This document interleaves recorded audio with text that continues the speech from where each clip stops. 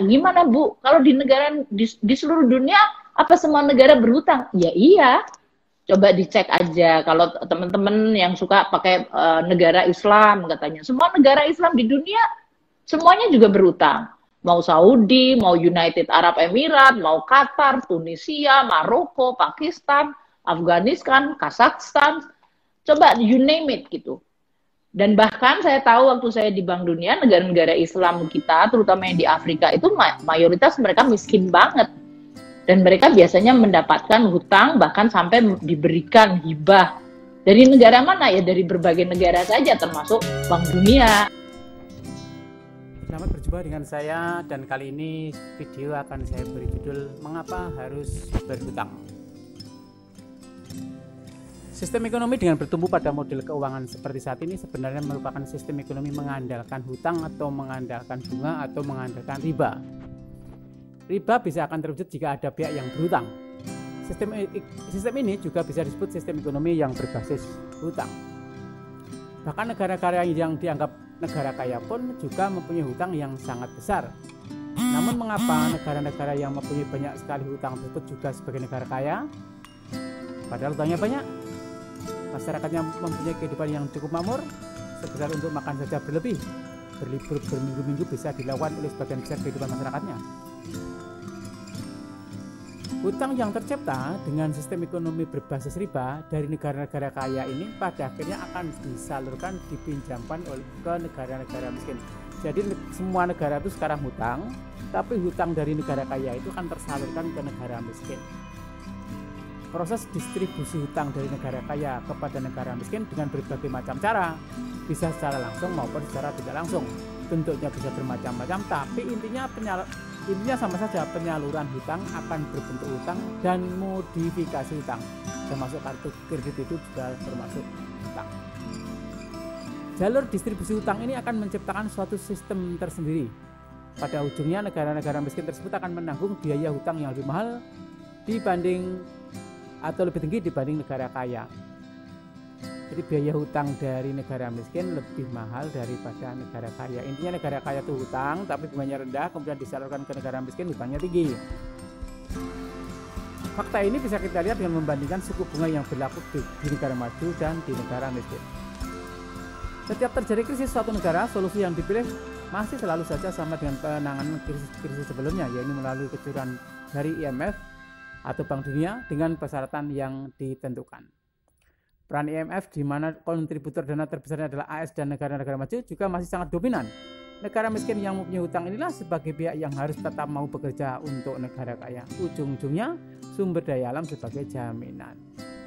Berikut daftar 20 negara dengan hutang terbesar di dunia seperti dikutip di CNBC Kamis 26 Januari 2012. Saya bacakan secara cepat saja, Anda bisa nyari sendiri di internet. Irlandia, Inggris, Swiss, Belanda, Belgia, Denmark, Swedia, Finlandia. Ini semua negara yang hutangnya itu sangat-sangat besar. Ini baru ke-8. Mari kita teruskan. Ke-9, Austria, Norwegia, Hong Kong, Prancis, Portugal, Jerman, Yunani, Spanyol. Coba perhatikan, nomor 9 sampai 16 ini masih negara-negara kaya juga. Kita teruskan. 18, Australia, Hungaria, Amerika Serikat. Mungkin sekarang termasuk Cina, tapi ini kan tahun 2012. Oke, kita lanjutkan. Lalu bagaimana dengan Indonesia? Makroekonomik spesialis EC Think Telisa Aula Velianti mengatakan jika utang Indonesia saat ini sebesar 2 triliun 336 miliar 14 dibebankan kepada semua penduduk Indonesia yang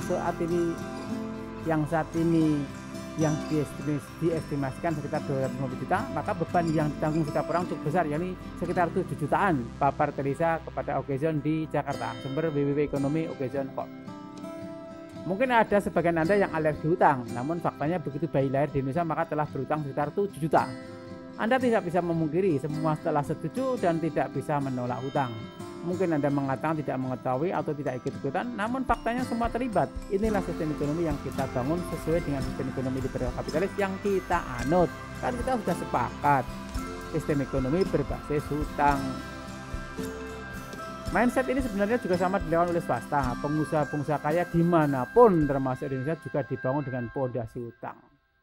Mungkin kelihatannya dia bisnis properti, mungkin kelihatannya dia bisnis rokok, tetapi utangnya sebetulnya diam-diam juga banyak. Jangan dikira. Kita memang akan didorong untuk selalu melakukan hutang, harus selalu tercipta hutang-hutang baru. Untuk terciptanya hutang baru kita harus berhubungan dengan bank. Sebenarnya kita bisa memenuhi kebutuhan dana dari mana saja untuk keperluan kita. Hutang pada saudara atau teman atau juga hutang pada lembaga keuangan baik yang resmi atau tidak resmi, baik bank maupun non-bank. Tapi dorongan agar semua orang berhutang lama-lama akan mengalihkan semua kepada hutang bank. Lama-lama itu hutangnya kepada bank, walaupun pertama mungkin sama saudara, tapi lama-lama nggak enak dan sebagainya. Akhirnya semuanya kedorong untuk dengan bank. Oke, akhirnya kuncinya di perbankan sekarang. Bagaimana kalau sebagian masyarakat kita tidak mau berhutang di bank? Ini dilema perbankan, dilema riba perbankan. Sebagian masyarakat kita tidak mau berhutang bank, betul tidak mau hutang, tapi faktanya dia menabung atau mengalirkan uangnya lewat bank. Ini permasalahannya.